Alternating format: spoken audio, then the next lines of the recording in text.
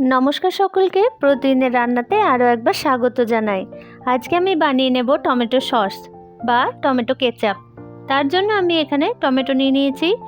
Ketchup বানানোর জন্য কিন্তু টমেটোটা একদম পাকা নিতে হবে আর লাল যেন হয় সেটা দেখতে হবে। এরপর টমেটোটা ভালো করে ধুয়ে নিয়ে আমি কেটে নেব। ছোট পিস করে কেটে নিতে হবে। দেখুন এইভাবে কেটে নিতে হবে। এরপর গ্যাসে একটা কড়াই বসিয়ে দিয়েছি।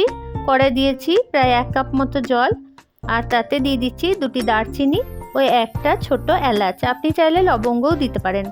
এরপর জলটা সামান্য ফুটে গেলে এর মধ্যে দিয়ে দেব কেটে রাখা টমেটো। টমেটো সব আমি এর মধ্যে দিয়ে দিচ্ছি। এরপর একটুখানি নেড়েচেড়ে নেব। আর কালার আনার জন্য আমি এখানে কিন্তু কোনো ফুড কালারে ব্যবহার করিনি।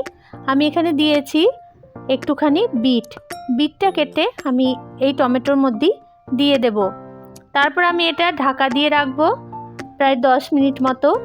গ্যাসের ফ্লেমটা কিন্তু লোতে থাকবে। দেখুন ঢাকা খুলে দেখাই কতটা কালার এসছে আর টমেটোটাও কিন্তু সেদ্ধ হয়ে গেছে। এই সিদ্ধ টমেটো থেকে আমি বিট আর দারুচিনি এলাচ সব আলাদা করে নেব। আর সিদ্ধ টমেটোটা আমি আলাদা একটা বাটির মধ্যে নিয়ে নেব। এই দেখুন তুলে নিয়েছি। এরপর সিদ্ধ টমেটোটা একটা মিক্সিং জারের মধ্যে নিয়ে নেব এবং একটা ফাইন পেস্ট তৈরি করব। একটু ঠান্ডা করে নিয়ে তারপর মিক্সিং জারে দিয়ে দেব। সব টমেটো সিদ্ধটা আমি এর মধ্যে দিয়ে দিচ্ছি। দেখুন একটা ফাইন পেস্ট তৈরি হয়েছে, কিন্তু এর মধ্যে কিন্তু এখনো বীজ আর খোসার অংশ রয়ে গেছে। সেটা কিন্তু আমাকে একটু ছেঁকে নিতে হবে। এর জন্য আমি একটা স্ট্রেনার নিচ্ছি। দেখুন এই স্ট্রেনারটা ব্যবহার করব, কিন্তু এর ছিদ্রটা অনেকটা বড়, তাই এটা কিন্তু ব্যবহার করা যাবে না। আপনার কাছে যদি স্ট্রেনার না থাকে তো কাপড়ের ব্যবহারও করতে পারেন। একটা পরিষ্কার কাপড়ের মধ্যে নিয়ে ছেঁকে নিলেও হবে। আমার কাছে এটা ছিল, তো আমি এর মধ্যে দিয়েই ছেঁকে নিচ্ছি। এভাবে করে আমি ছেঁকে নেব। বীজ যেটুকুই আছে সেটুকু কিন্তু আলাদা হয়ে যাবে।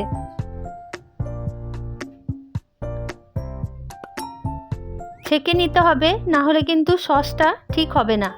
এরপর এই অংশটা না ফেলে দিয়ে আপনারা কোনো গ্রেভিতে ব্যবহার করতে পারেন, কোনো তরকারি বানানোর সময় গ্রেভিতে ব্যবহার করতে পারেন। এ দেখুন আমি ছেঁকে নিয়েছি, কতটা সুন্দর হয়েছে। আর কালারটাও বিট দেওয়ার জন্য খুব ভালো হয়। আমি কিন্তু এক্সট্রা করে কোনো কালারে ব্যবহার করিনি। এরপর গ্যাসে একটা কড়াই বসিয়ে দিয়ে দেব সমস্ত টমেটো পেস্টটা।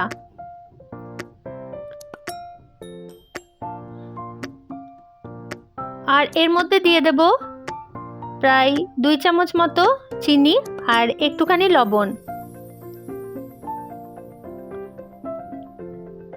একটুখানি ফুটিয়ে নেব। ফোটার সময় কিন্তু খুব ছিটকে পড়ে বাইরে, তাই সাবধানে করবেন।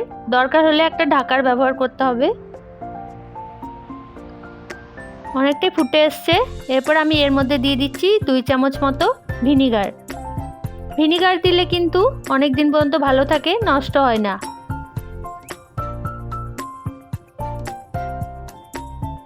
ভালো করে ফুটিয়ে জলটা শুকিয়ে নিতে হবে।